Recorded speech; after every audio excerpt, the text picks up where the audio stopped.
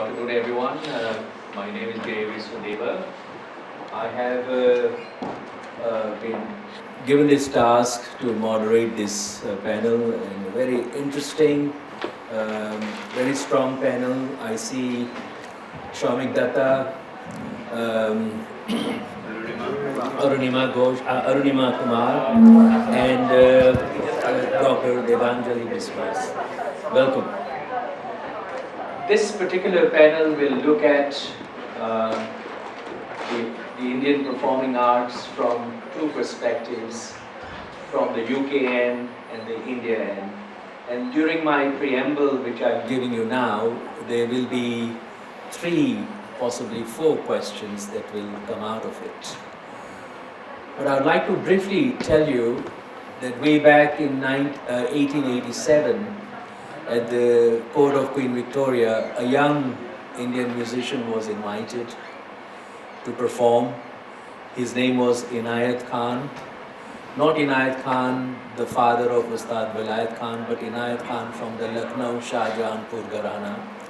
He played an instrument called the sarod, a lute, and his family was preeminent in transforming the sarod from the rubab.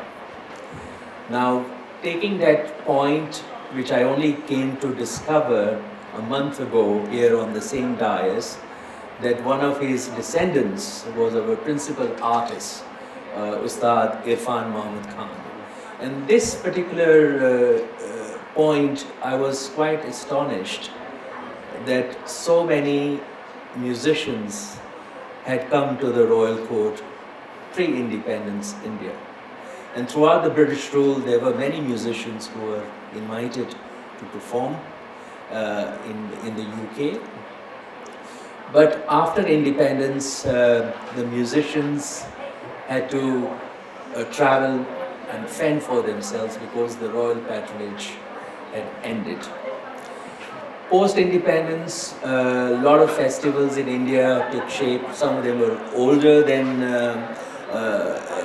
most of the festivals that were established during the earlier period, but they are still running now.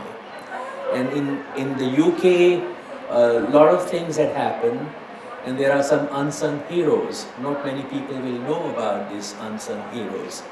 And this particular point, the festivals that took place in the UK, Edinburgh festivals in America, the Woodstock, the Monterey, and Pandit Ravi Shankar's music, which acted as a catalyst, that too of Ali Akbar Khan Sahab. But there was a point where these musicians had an impresario who took their work across the globe. And this person is the real unsung hero, and his name is Aina Dev Angari. Aina Dev Angari, around about 1946, started the Asian Music Circle. And he and his wife Patricia built up a beautiful producing house under its auspices. Several of the music festivals, concerts, dance dramas were presented, and it included Pandit Ravi Shankar, Ustad Ali Akbar Khan Sahab, the Kathakali of Kalamandalam, and so forth. But it was Aina Dev Angari, the unsung hero, who was instrumental in introducing George Harrison to Ravi Shankar. And through this platform, the Indian music really blossomed. It became widely accessible. And there was a time between the late 60s and 70s that there were far more sitars sold in the West than in India.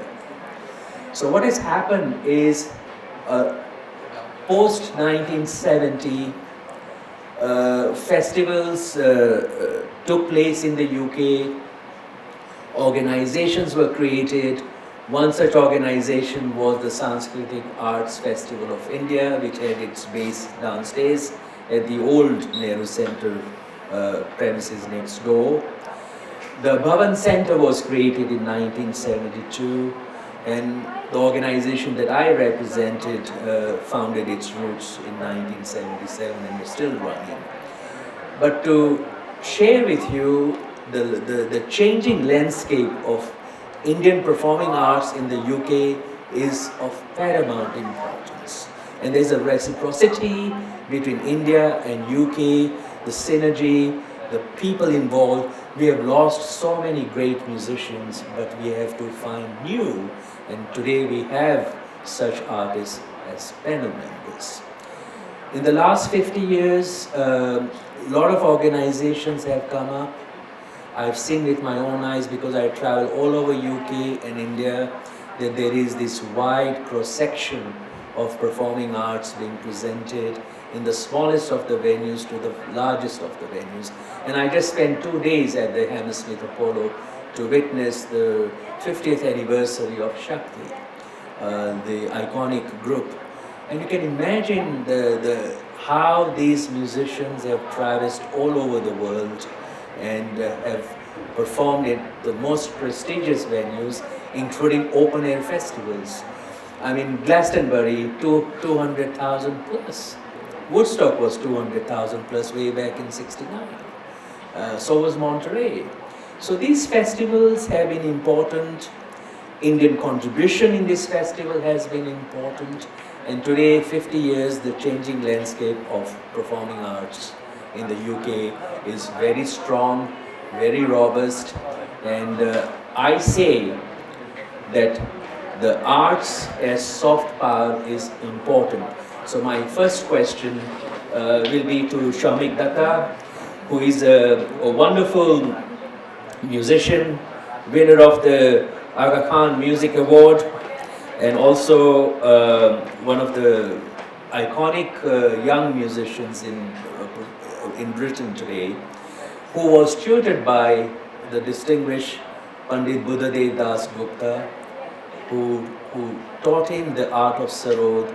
And just imagine that the art of sarod that he's learned today has been transformed into a musician par excellence, a composer, and is traversing all platforms.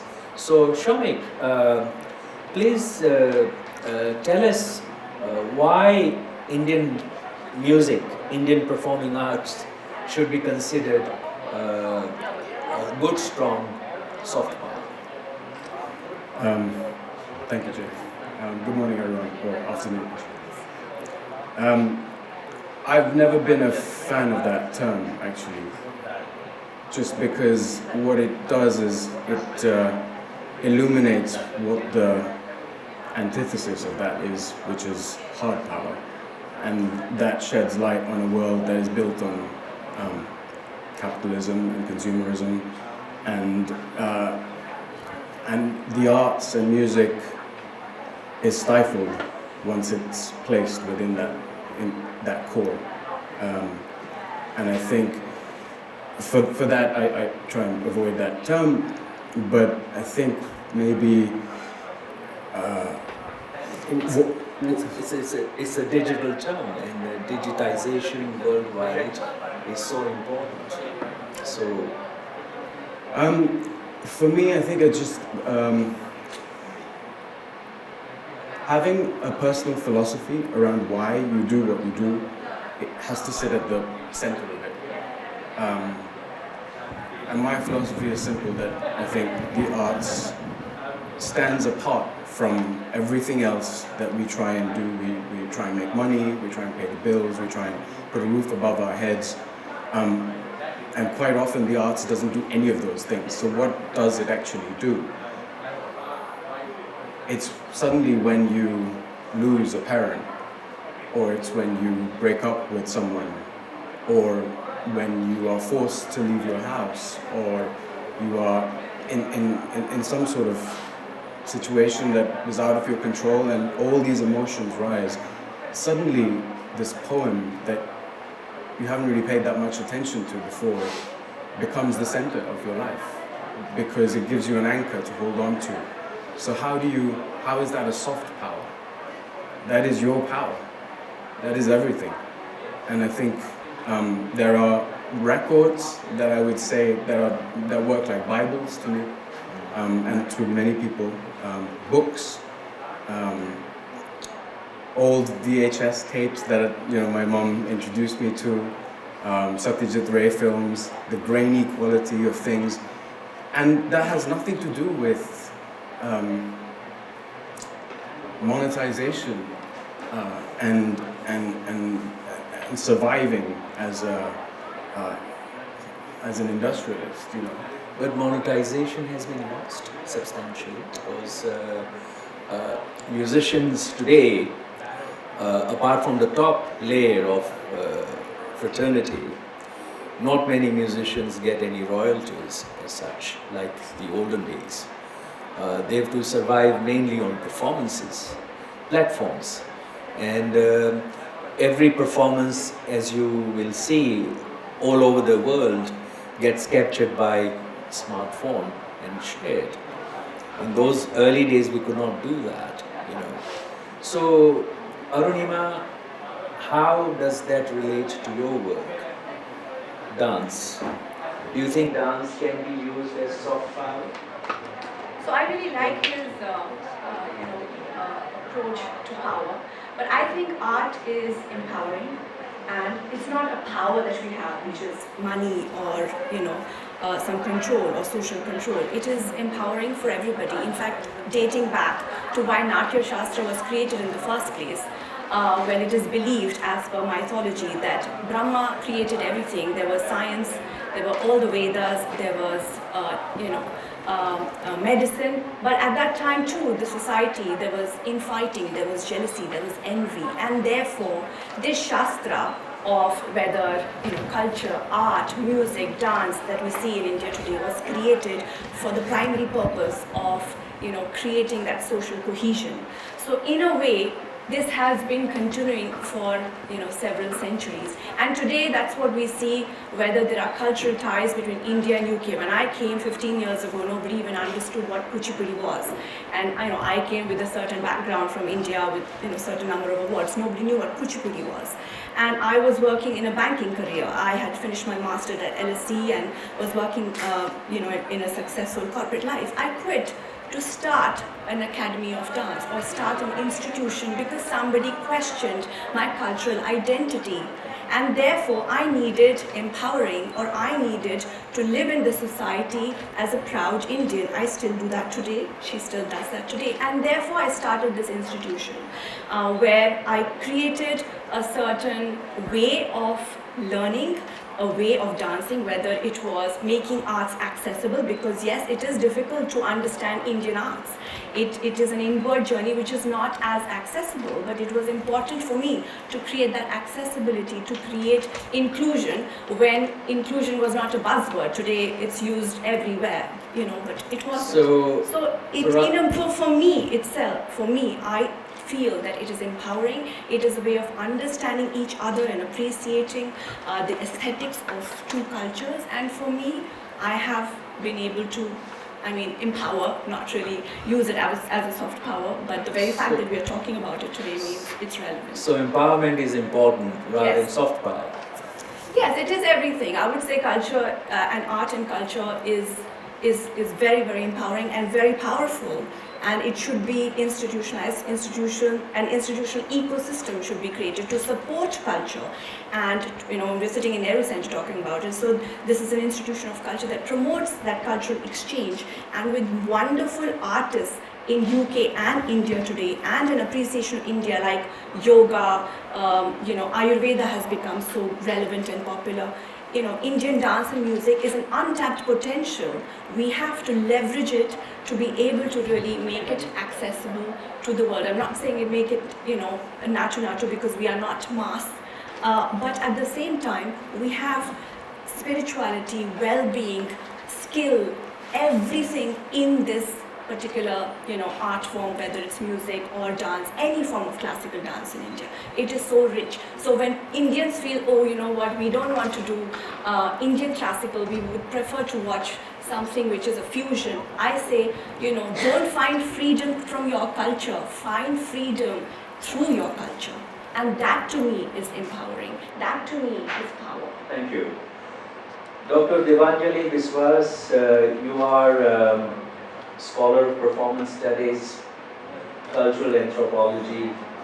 You graduated from King's College, and you've been working on your thesis, Performance and Violence in Everyday Life in Manipur. So my question to you is about women, because women are underrepresented in many fields. So tell us about your knowledge, your experience in the work of women artists in the area that you cover. Thank you. That's an interesting question. Interestingly, traditional arts actually has a lot of women artists. It's one space where women artists are probably at par with male artists. However, it's not about what they do, whether it's considered art, what they produce, how it's circulated, but it's what they get in return. Because women artists, in most cases, are not just artists, but they are also core member of the household. They put in domestic labor as well as creative labor. A lot of it goes unrecognized. So whether you're looking at community art or whether you're looking at traditional art, or whether you're looking at art as leisure, whether these women are dancing as a hobby, whether they're doing it as a profession, there are very different categories in which these women artists find themselves, and accordingly they find themselves, they get the payment for it, or they get the recognition for it, they get awards for it. So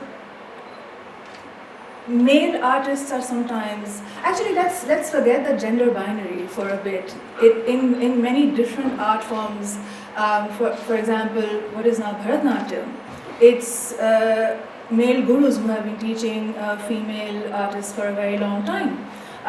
In the dance form that I do, there are no such gender boundaries. Men and women dance together, they learn freely, they dance together, whether it's the classical arts or the community arts. It again depends from regional forms within India. And then of course we have gender-defying arts, we have cross-dressing as arts. So there are many ways women are not just contributing as artists but also in the creative industries. So it's one space where women really feel powerful. And to bring on something from what Arunima was saying, art is something which makes, in my research or in my past life I've seen, it makes them feel really powerful. They own that space and they feel that they thrive in it. But what happens from the other side is if it's not recognized that their artistic self is something that is also a part of them, and they're just not a mother, a worker, a citizen, that energy that they put towards art, that gets deflated. Thank you. In my earlier talk, I mentioned about patronage. Up to 1947, the artistic fraternity of India were supported by the courts they served. Post-independence, they lost their support and they'd go their way. So today we have a problem. Patronage, public versus private. And in the UK, we have funding bodies like the Arts Council, PRS Foundation, the British Council, and other affiliated organizations who are funding some interesting projects. Many of the organizations now recently have become national portfolio organization that gives them a kind of a sufficient time length to establish, to sustain and present well-produced work. But that's public funding. Soumik Datta is supported by the Arts Council, Arunima is supported by the Arts Council. Debanjali, do you get any public support? No. So my question now is that why there is lack of private funding from the Asian business houses, Asian communities in the UK. I see no such support. So Soumik, tell us, have you ever been supported by private funding? Very rarely, but yes, I have. I think inherently the issue comes back to we don't really know what artists are. And the only way we can recognize artists is through the lens of them as a celebrity, because that's a code that we understand. And it's the only way that artists can survive, by presenting themselves as a celebrity. And this thing is perpetuating itself through social media and Instagram and all of this stuff, and it's a black hole. It's become a democracy because you don't need agents, you don't need managers. You're your own boss. Yeah, it doesn't necessarily mean that they're getting money. But they're just shifting themselves to be seen as someone who looks like they should and they could. What all of this does is that it somehow distracts us from this idea. Well, you guys can speak to this as well, but as an artist, I feel that the core word that I hold quite deep inside is craft. And that is, what's the difference between a practitioner and a musician, And a practitioner is someone who does it regardless. Every day, day in and day out, hours, and they're not counting the hours. This whole thing about 10,000 hours to become a virtuoso, it's, you don't count the hours, you just, and thank you. Arunima, quickly, we are running short of time. What do you think? I think it is a very important problem to remain sustainable, because while Arts Council does fund us now, we don't know about the future. The pot is limited, and there are many hands to divide it. So there is a critical need, not just for Indian or Asian business houses, but for private sponsors to come in and support artists. What we at my organization have tried to do, we've tried to create a giving program. We run a bursary program, and we've tried to initiate some corporate sponsorship within ourselves so that we can sustain. But it is a problem. Debanjali? Quickly, in 3 words, pay the artists. That's it. It doesn't matter which. just add to that, pay the artists and leave them alone. Because it doesn't matter. You know what? If you're an institution, if you're an organization, if you're a business house, you must have someone who is there, who understands art. And at some point of time, you might be able to understand that there are early careers, mid careers, established artists, people who do it for leisure, people who do for practice, people, whatever. Just evaluate what kind of art they do and pay accordingly, but don't let them go without any form of payment. If you start it small, it's going to build up to the organization. Even for any particular event, if you say, we can't pay you, that's it. That's where it breaks down. That's where it breaks down. Thank you. Just to round up 1 minute, my next question was to be protection of intellectual property rights. We have a legal case in the Indian diaspora between A.R. Rahman and the Dagar family on a copyright situation. We have a lot of things to talk about that, but we don't have time. So if anybody would like to exchange notes, whatever, I'll be around, and the artists are going to be here as well, so you can exchange views. Thank you to iGlobal Nehru Center for this wonderful platform. I'd like to thank Soumik Datta, who, by the way, has been he's now a resident, artist in residence at the Philharmonia. Arunima,